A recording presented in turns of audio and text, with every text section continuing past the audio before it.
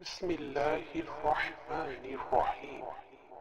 পরম করুণাময় অসীম দয়ালু আল্লাহর নামে শুরু করছি। এই বাক্যটির সাথে আমরা কম বেশি সবাই পরিচিত, কিন্তু কখনো কি ভেবে দেখেছি এই বাক্যটির মধ্যে কি এমন মহত্ব এবং গুরুত্ব রয়েছে? আসুন আজকে বোঝার চেষ্টা করি। এর প্রথমে রয়েছে বিসমি, যার অর্থ হচ্ছে নামে। তার পরবর্তী শব্দটি রয়েছে আল্লাহ, সৃষ্টিকর্তা, উপাস্য, একমাত্র মালিক।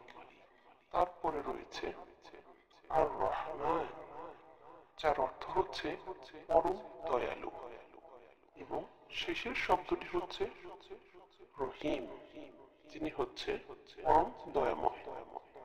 সম্পূর্ণ বাক্যটি একসাথে আমরা আলোচনা করলে এটা বুঝতে পারি যে এখানে আমরা আমাদের সৃষ্টিকর্তাকে, অর্থাৎ আমার একমাত্র পালনকর্তাকে, তার দয়া এবং রহমতে আমরা কোনো কিছু শুরু করতে যাচ্ছি।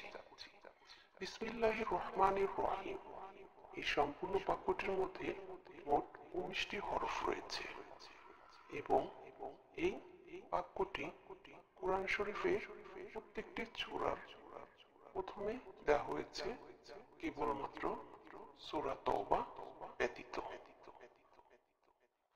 মুসলমানরা প্রত্যেক শুভ কাজের শুরুতে বিসমিল্লাহির রহমানির রহিম বলে তাদের কাজটি শুরু করেন, এবং নবীজি সাল্লাল্লাহু আলাইহি সাল্লাম বলেছেন, বিসমিল্লাহির রহমানির রহিম দ্বারা যে শুভ কাজটি শুরু হয় সেই কাজটি হয় বরকতপূর্ণ।